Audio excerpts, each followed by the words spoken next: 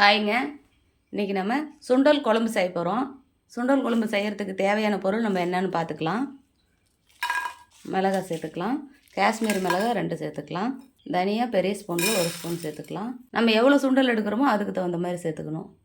ஜீரகம், மிளகு, பட்டை, சோம்பு, கிராம்பு 3 எடுத்துக்கலாம். கருவேப்பிலை சேர்த்துக்கலாம்.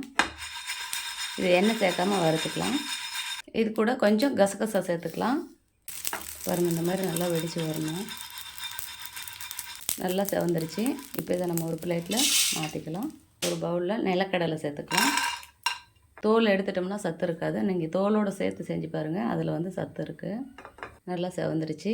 இதை நம்ம இப்போ ஒரு பிளேட்டில் கொட்டி ஆற வச்சுக்கலாம். சின்ன வெங்காயம் சேர்த்துக்கலாம். எண்ணெய் சேர்த்துக்கலாம்.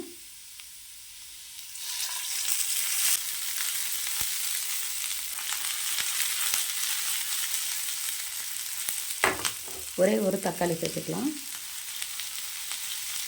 ஒரு கைப்பிடி துருவின தேங்காய் சேர்த்துக்கலாம். பாருங்கள், இந்த அளவுக்கு இருந்தால் போதும்.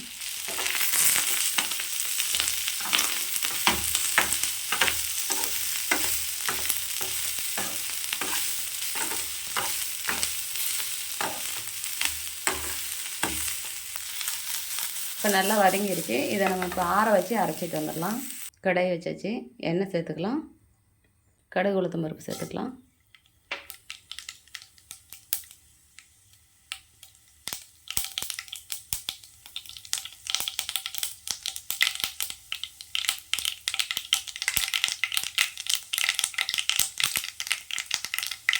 கருவேப்பிலை சேர்த்துக்கலாம்.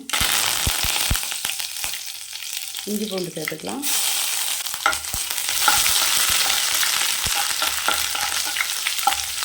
கூடவே மட்டன் மசாலா சேர்த்துக்கலாம். நான் வந்து இது வீட்டில் அரைச்சி மட்டன் மசாலா சேர்த்துருக்கேன்.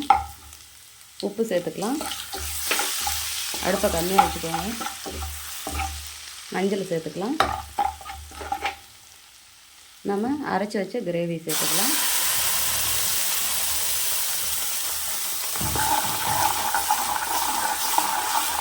இந்த எண்ணெயிலே சேர்த்தோம் அப்படின்னா ரொம்ப சூப்பராக இருக்கும், ரொம்ப மணமாக இருக்கும். தண்ணி சேர்த்துக்கலாம். நம்ம சுண்டல் வேவிச்ச தண்ணி தான் சேர்த்துருக்கேன். இந்த சுண்டல் வேவிச்ச தண்ணி மட்டும்தான் நான் எடுத்துருக்கேன். இதில்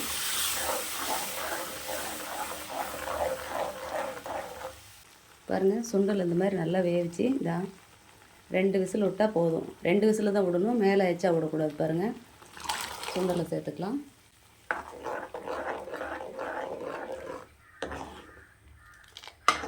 நல்லா இந்த பச்சை ஸ்மெல் போகிற வரைக்கும் நல்லா கொதி வரட்டும்.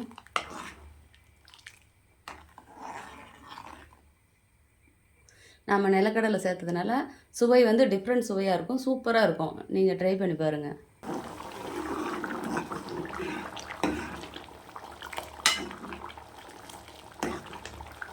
இது வந்து நல்லா சப்பாத்திக்கு, பூரிக்கெல்லாம் செம்ம சூப்பராக இருக்கும். நல்லா சுட சாதத்துக்கு செம்ம டேஸ்டியாக இருக்கும்.